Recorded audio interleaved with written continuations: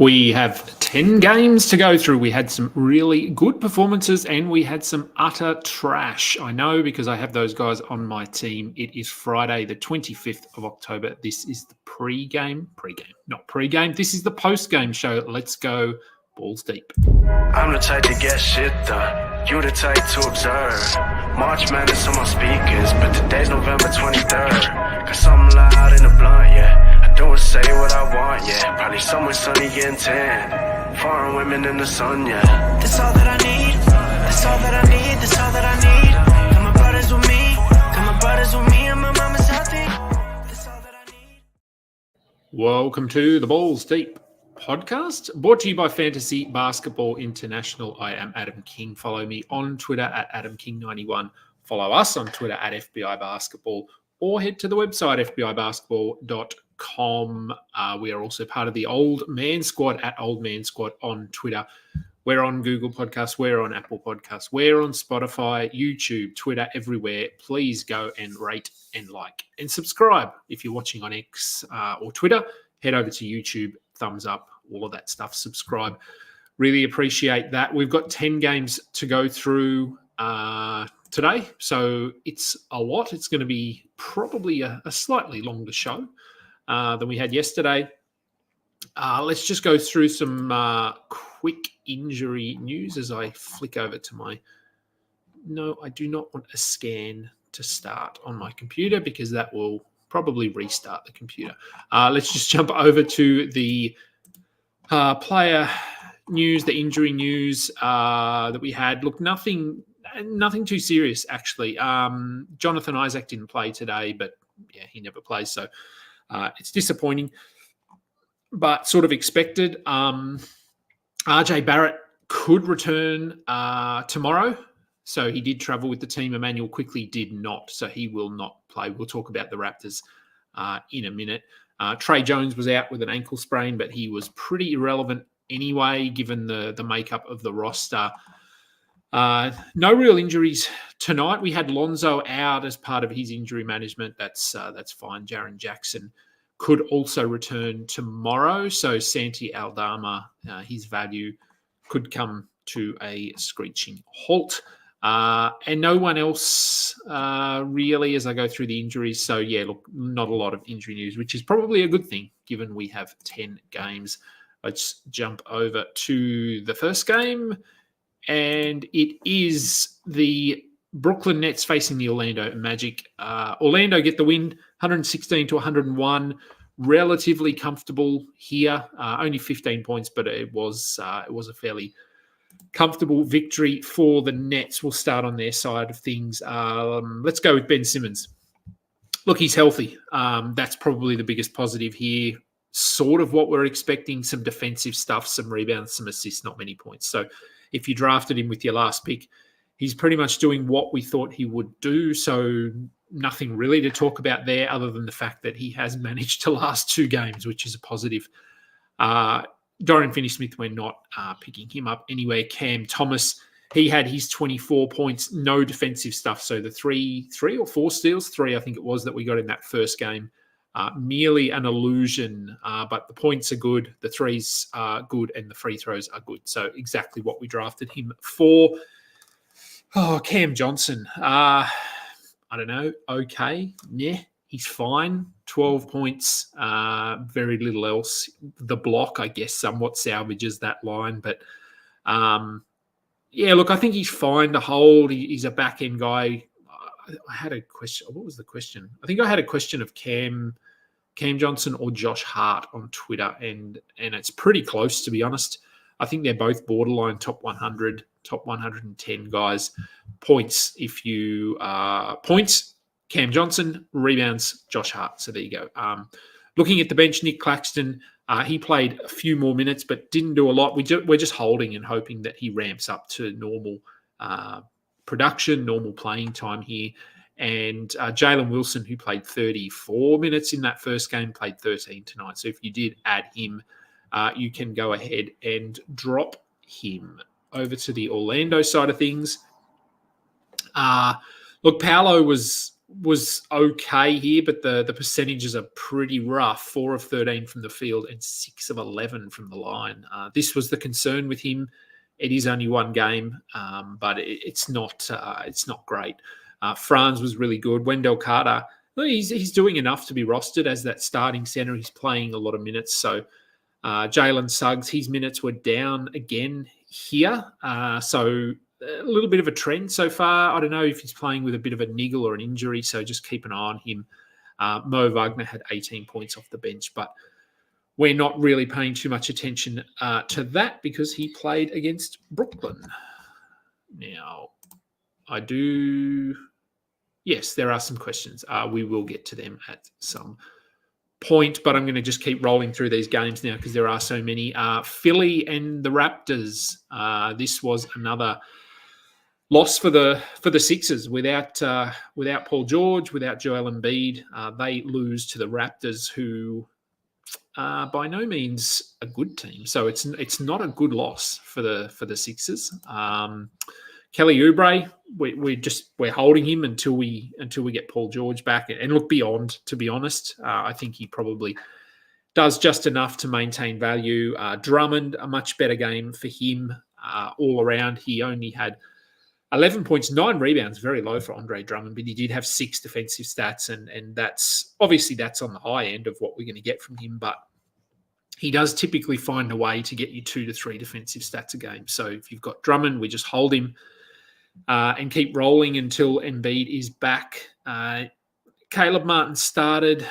Look, I mean, if you want to pick him up, if you're just probably in 14s, I would. 12s, maybe.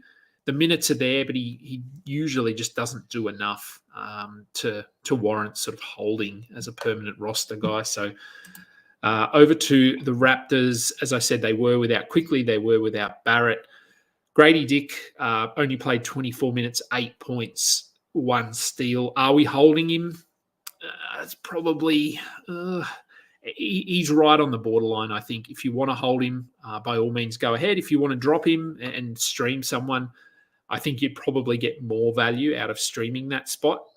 So completely up to you. I don't think the upside is high enough. Scotty Barnes, much better than that first game. 27 points, 5 rebounds, 4 assists, 2 steals and a block. This is what we wanted from Scotty Barnes. So you have to be thrilled about what we got from him. Ochai Agbaji had 12 and 8. 2 steals. Part of this is the fact they were playing against Philly, who are pretty undermanned at the moment. Jakob Poeltl also much better than that first game, 19 and 9 with 4 blocks. And this is why you drafted him as well. So have to be thrilled with that. Jonathan Mobo, I'm not sure. Actually, one of the names I'm not sure how to pronounce. He had 12 and 9 off the bench in 24 minutes. Yeah, look, if you want to take a chance, pick him up, but I honestly wouldn't bother. Chris Boucher had only 4 points, but did have 4 blocks. If you want to stream him in for blocks, again, go ahead. But we've seen this show before from Boucher. Over to the next game, Charlotte and Atlanta. Atlanta get the win here, 125 to 120. Entertaining game, as we expected it would be. Miles Bridges, after struggling in that first game, had 27 points in his 31 minutes. Minutes are down a little bit, but they were actually down across the board a bit here, so I wouldn't worry too much. Only 5 rebounds and a block, but the shooting was pretty good, 8 of 8 from the line. Back on track. Nick Richards, this is pretty much exactly what I think we would want from him, as long as he is filling in as the starter. A double-double with 1 to 2 blocks, and that's what he got, 12 and 13 with 1 block in 30 minutes. So he is definitely worth rostering at the moment. LaMelo Ball continues his red-hot start to the season. He had a double-double, the 10 turnovers. We're not thrilled about that. Thankfully, the 2 leagues that I have him in, we don't have turnovers. So I couldn't care less. But the points are good. The free throws are good. Everything, it's there. He's looking like a first-round player. Fingers crossed he can stay healthy. Trey Mann, again, he kept his momentum there, 17 points, 4 assists, 3 rebounds, and a steal. He just needs to be rostered.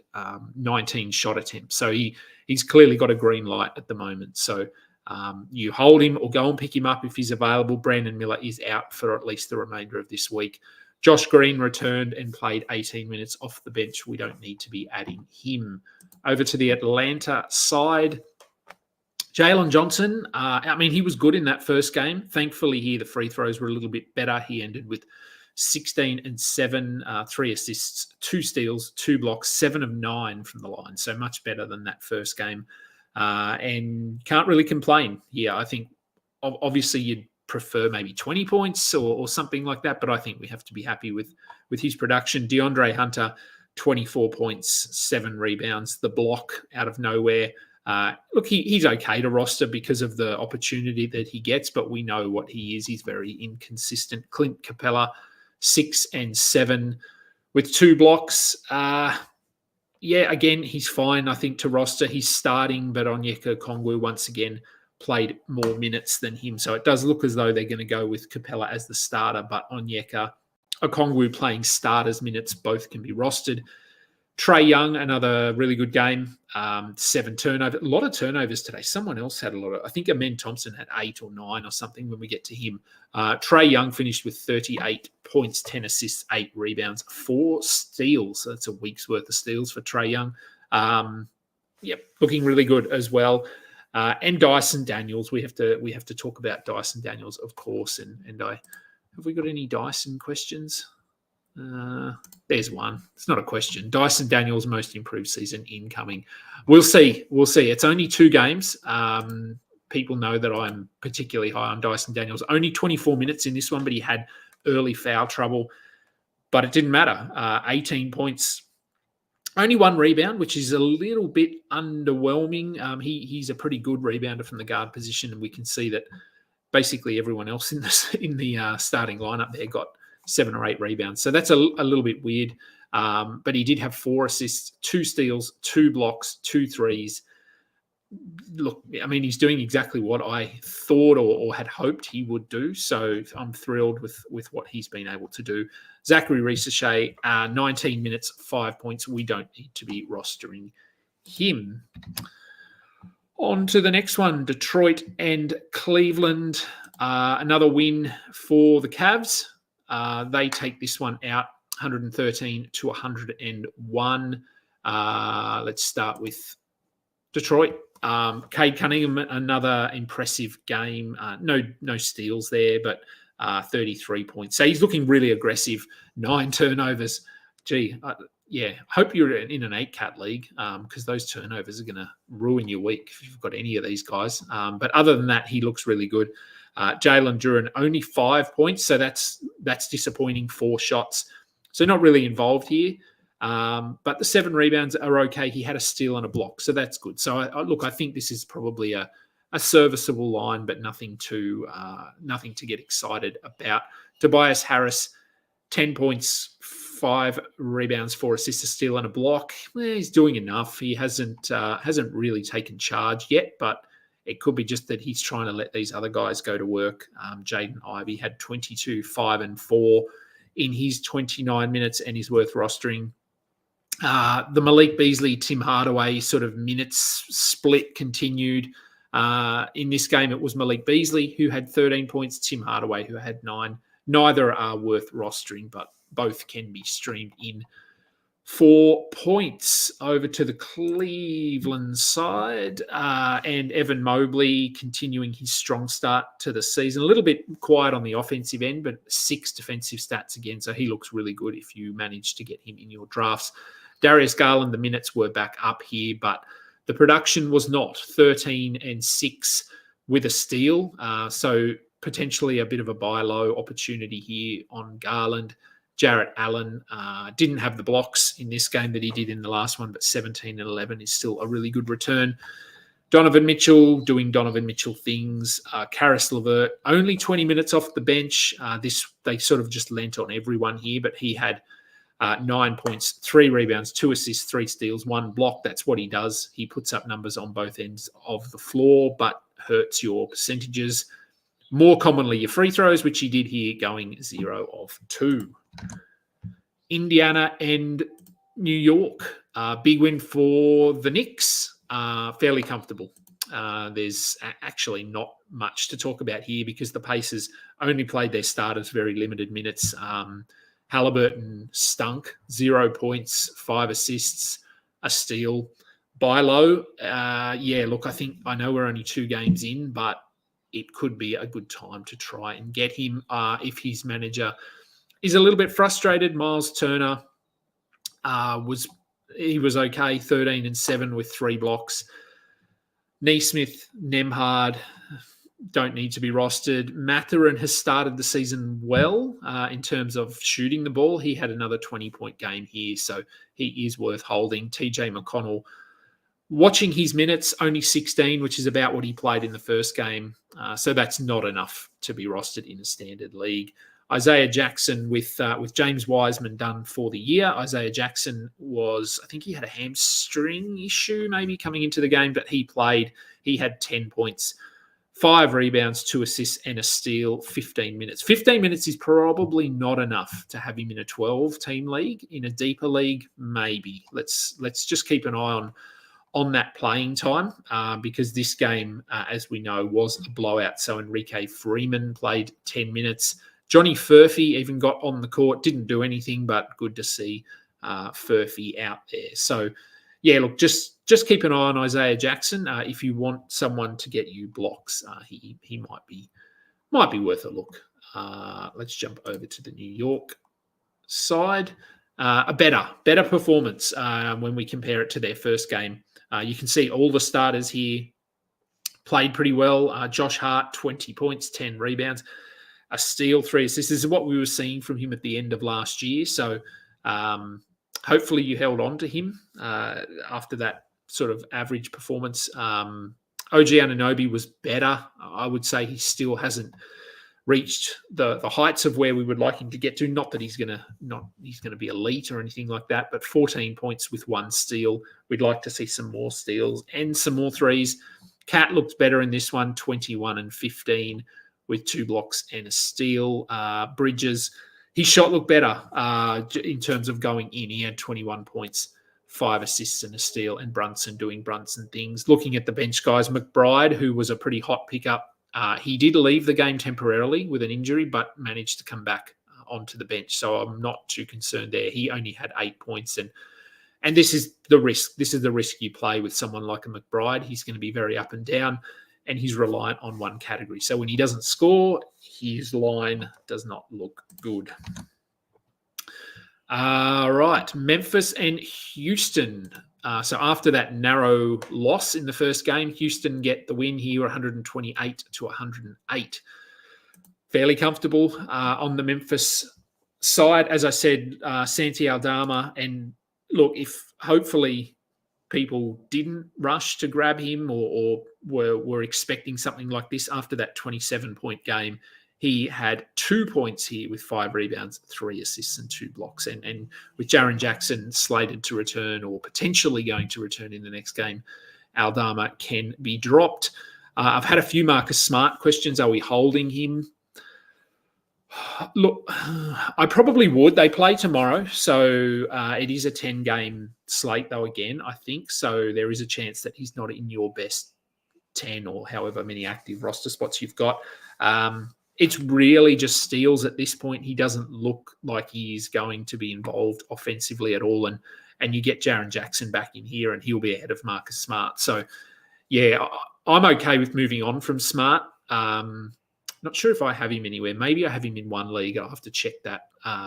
But yeah, I think he's on that cut line if you wanted to move on. Zach Edey, the fouls are going to be an issue, it appears. I think he's just going to be limited either due to his lack of mobility, although to be honest, he has looked better than I thought he would, but the fouls are probably going to limit him to mid-20s at the most. But he did have 13 and 9 with a block and a steal here, so pretty good for his second game. Bain, fine. Morant, fine. And Scottie Pippen, he looked good off the bench. We saw him do this last year, but I just don't think the minutes are going to be there consistently in competitive games. Over to Houston. Jabari Smith, after that quiet first game, he was better. here. He did have 14 and 16 with 2 blocks. So, yeah, much better. I'm still not convinced on him I think he's probably must roster all season, but yeah, we've seen before that he can go missing offensively, but this was certainly better. Dylan Brooks had 18 points and 2 steals. We don't need to be running and picking him up. Şengün, look, the minutes were down slightly here, or sort of 31, 32 minutes for these guys, but that was the nature of the game. Fred VanVleet shot the ball a lot better here, 16 points, only 3 assists and a steal. Amen Thompson, as I said, 8 turnovers, which off the bench in 24 minutes is not great. But I do like the 24 minutes. If he can hit 24 or 25 minutes a night, I think he's probably a hold in 12s. He only had 9, 6, and 3 here with no defensive stats. But, I'm holding him. Tari Eason, probably the reverse of that. He had a good line, 13 and 5 with 2 steals and a block, but only 16 minutes. So, 16 I just don't think are enough. So if you want to hold him for one more and see what happens, but I think at this point he is probably not someone we need to be holding in Houston. All right, Chicago and the Bucks. A bad loss for the Bucks here, coming up against a full-strength Bulls team. Well, without Lonzo, obviously, 133, 122 to the Bulls. Kobe White went off 35 points, 12 of 20 from the field, 7 threes, 4 steals. So this is the Kobe White that we got last year. And it's encouraging to see him doing it with Zach LaVine in the lineup, with Josh Giddey in the lineup. So, nice night for him. Vooch is just doing Vooch stuff. LaVine has looked pretty good so far. Patrick Williams, this probably sort of buys him another game or two if you're holding on to him. He had 13 and 5 with 3 steals, and he does have the potential to do this. He just doesn't do it very often. Josh Giddey, only 24 minutes, so that's interesting. The rest of the starters all played 32 at least. I don't think he got an injury that I'm aware of. So, I mean, if someone wants to drop something in the comments if he did get an injury. But, yeah, keep an eye on the minutes. The production was pretty good, 17 points, 9 assists, and 6 rebounds. So just monitor that. Ayo Dosunmu played 28 minutes. The numbers aren't there, but the minutes are encouraging. If he's going to hit 28 minutes a night, then I think he'll be borderline 12 team. He'll get more than 2 points, 5 rebounds, 5 assists. And a block, so that the points will normally, he only shot 1 of 8. So he makes 3 or 4 of those, and you're up to 10 or 11 points with 5 rebounds, 5 assists, and a block. So, pretty good. Buzelis, don't worry. Jalen Smith, probably don't worry at the moment, given what the minutes are looking like. Over to the Bucks. I've said this before, very boring.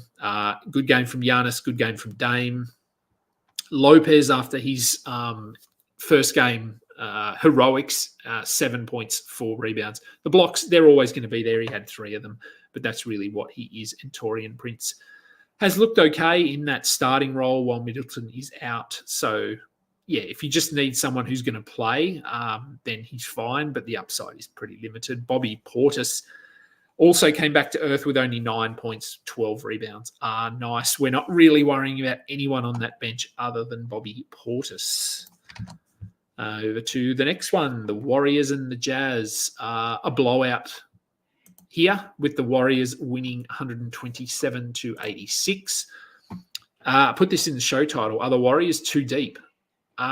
Maybe. And I mean, Steve Kerr went on record before the game talking, I think yesterday or today, talking about the fact that this is the deepest roster he has coached, which is not surprising given when they were top of the tree, they were very top heavy and relatively healthy. So it is the deepest roster they've had in a long time, but it's impacting fantasy value. Steph Curry, fine.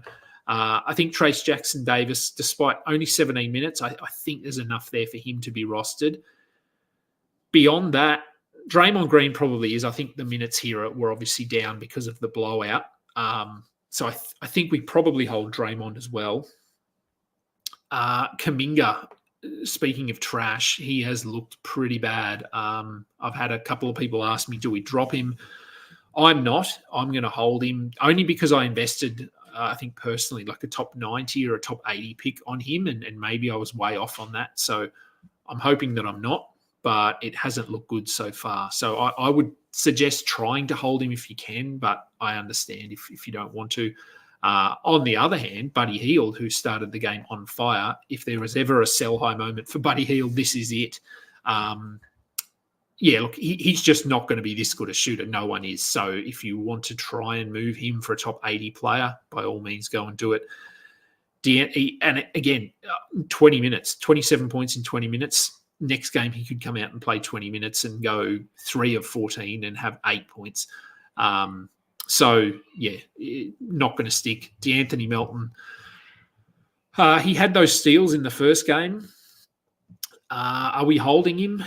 Again, I'm just not sure. I'm really not sure with a lot of these guys, because we haven't had a good competitive game yet where we've had an accurate reflection of minutes. So I would probably hold them as long as you can.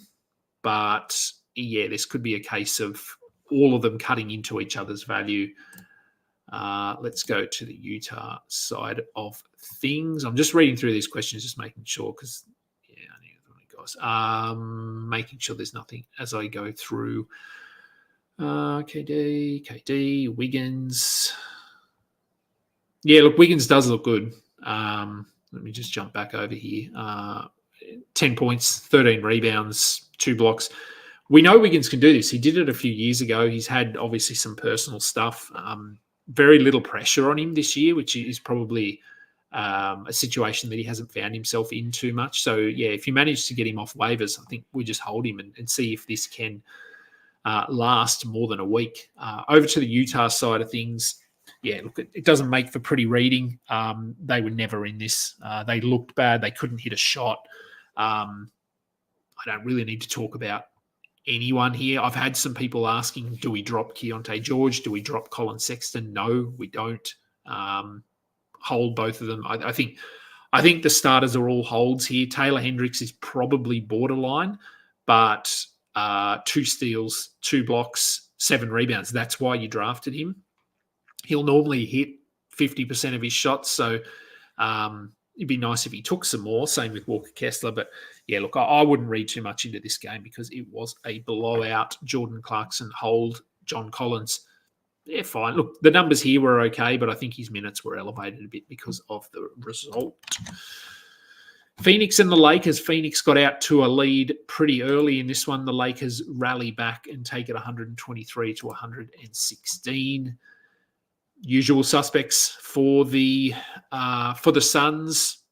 Durant, Beal, Booker, Tyus Jones. Luckily, he got some points late because for a while there it was looking pretty bad. But 4 assists and a steal, we'd like a bit more. But Tyus is a pretty firm hold. Nurkic, look, I think they just went small here, so I wouldn't worry too much about Nurkic only playing 18 minutes. It just wasn't a good matchup for him. Royce O'Neal, significant playing time off the bench, but we're not adding him. We are just holding on to those starters here. And over to the Lakers, Anthony Davis continues to dominate. 35 points, 8 rebounds, 4 assists, 2 blocks, 1 steal, 13 of 17 from the line and 11 of 18 from the floor. So as I had talked about and as I had hoped, it does look like they are trying to make a concerted effort to sort of make him the lead guy on this team, and LeBron is stepping back a little bit. LeBron had 21 points with 8 assists, but took him a while to get going. Hachimura had 14 points. He's probably a soft hold, just if you want points and threes. He played 39 minutes. Austin Reeves, his best game of the season by far. Only been 2 games, but this could be his best game of the first month. Who knows? 26 points, 8 assists, 3 steals and a block. And if you drafted him, you have to be pretty thrilled with that. D'Angelo Russell, only 5 points, but we see this from him from time to time. We don't need to worry about anyone on their bench. And I think we're up to the last game, 30 minutes. Pretty good time. New Orleans and Portland, another one where there was a comeback. Portland got out to a big lead here. If you were watching, some dude won a car at halftime. He hit a halfway shot. Never looked like missing either. They had the camera right behind him, and he made it look very easy. So he walked away with a car. Portland could not walk away with the win. We know no DeJounte here. He's out with his hand injury. So Zion, he came back into the starting lineup. I think if we look at his line here, everything other than the field goal percentage is what we want to see. 4 of 15 from the field. He may not shoot that bad all season. Was there a minutes restriction on Zion? Yes, there was. They did say before the game that he would be on a minutes restriction. They didn't give us a number for that, but yes, he was on a minutes restriction, but played 29, so I think he'll be okay moving forward.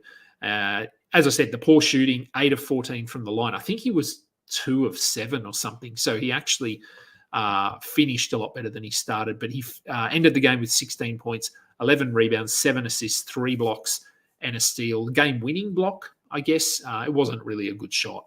It wasn't hard to block. But the defensive stuff is what we love to see. The 7 assists are really encouraging as well. CJ, he's looking good. While DeJounte is out, he's going to have his hands on the ball a lot more. Ingram continues to play well.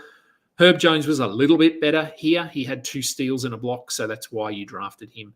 Daniel Tice, we don't need to worry about. Eves Missy has looked pretty good. 8.6 rebounds, 2 blocks.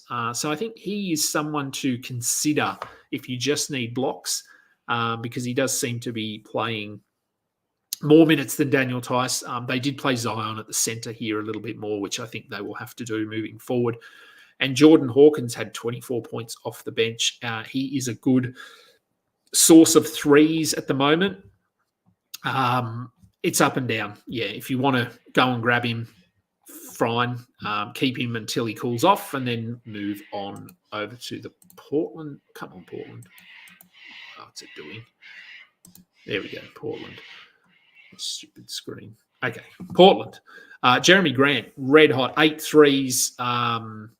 Career high, I think. I'm pretty sure I was watching that, and 7 was his career high or matched his career high. So this would have been a career high 8 3-pointers for Jeremy Grant. He even added in some defensive stuff, so throwing us back to 2019 when he was with the Nuggets and he was doing defensive stuff.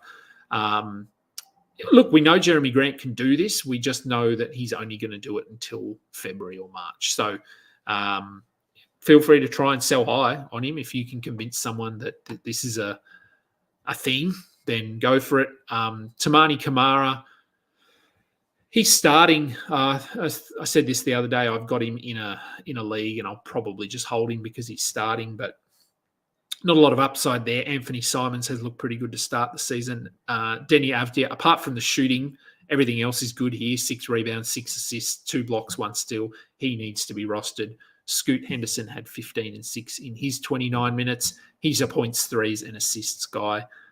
Donovan Clingan, the 4 blocks are really good. A block streamer, I think 15 minutes just isn't enough for him to have sustainable value. Let us scroll through some questions here. We'll start at the top. Okay, Hinny Mini. Draymond over Amen. For me, I'd say no, but I just don't like Draymond. From a pure fantasy perspective, probably. I think Draymond is going to be more consistent. I think Amen has more upside, but as we saw tonight, the turnovers, and he didn't get any defensive stuff. I just think Draymond is going to be a little bit more consistent. Yes, Dyson Daniels, I popped this one up, but I'll pop it up again. Dyson Daniels most improved. Yeah, look, it's 2 games, but I am thrilled with what he's been able to do so far. Matt Carmody, which Jalen would you rather have right now, Williams or Johnson? Look, I mean, based on what we've seen, it's probably Johnson, but we have only had 1 game of Jalen Williams. So let's see. I'm sure they must play tomorrow, surely. Let me have a look at the games for tomorrow, Saturday. The Thunder play the Bulls tomorrow. So a little bit more of a favourable matchup. The Bulls are coming off a game tonight. So, yeah, I'd probably reserve my judgment until after tomorrow. I still think I like Jalen Williams rest of season, but Jalen Johnson's looked really good so far. So, I think obviously they're in that same range, and I don't think that'll change too much. Yes, we are doing a thing on Twitter. Well, I will be doing it in the next couple of days, where I have gone to all of the analysts and asked them to give me their top 5 rostered players this season, I think. So looking at all of their leagues, who do you have the most? And I have to go through my teams. I haven't done mine yet, but I'm fairly certain that I have Dyson Daniels in about 80% of my leagues. So if he wasn't doing well, I'd certainly know about it. Should we expect McCall to not have any rebounds in New York? Yeah. Well, not no rebounds, but he's not going to get many. He's going to need to get defensive stuff to sort of pump up that overall value. Because as we know, he's going to be the 3rd or 4th option offensively. So his points will go up. He'll get 13 one night, 20 the next. He probably ends up averaging about 17 or 16 with some threes. So he's going to need percentages and he's going to need defensive stats. Yep. A bit of a chat going on. Good call on KD. Yeah, look, I mean, his minutes have been pretty good so far. Let me go back to the Suns game. And yes, KD played 39 minutes tonight. Production's always going to be there. We know that. So, we did sort of, well, I know some of us, we were under the impression that his minutes may come down a bit and Bud might try and ease it. And maybe that happens at some point, but at the moment it looks like it's all systems go. Reeves was good. Minutes restriction on Zion. Yes. Klingon looks 50. Yeah, look, I was watching a bit of that game, and watching him get up and down the court wasn't nice. He looked like he was limping, but I think it was just the way he runs. So that's not good in the second game of the year. Whereas Zach Edey, as I said, he actually looks like he's lost a bit of weight and built up a bit of his mobility. So, I've liked what I've seen from Edey. But we did it. 40 minutes. We managed to squeeze it in there. I know it is late on a Friday night for a lot of you and a Saturday afternoon for anyone who's over here in Australia with me. So thank you. As I said, if you are watching on Twitter or X, if you could head over to YouTube very quickly and just give this a thumbs up and rate and all of that stuff. Subscribe to the channel. We'd really appreciate that. That will do for today's show. I will be back doing a show tomorrow. It will be Sunday after. Oh, actually, yeah, I might be back tomorrow doing a show, but it might be earlier because I have to go and coach at 5:30 in the afternoon. And I'm normally doing these shows at 5. So I might try and do it at about 4 o'clock tomorrow. So an hour earlier, assuming the games are finished. Let me just have a look. Last game is at 1:30 p.m. my time. So, yeah, in theory, I could probably start at around 3:30 my time and then get the end of the Lakers-Kings game. So I think we'll be good to do this a little bit earlier tomorrow. That will do for today's show. I am Adam King. This has been the Balls Deep Fantasy Basketball Podcast. Until next time, catch ya. You just listened to another episode from the Fantasy Basketball International Podcast Network. Thanks for joining us. And for more information about joining our community, please check out our website at fbibasketball.com.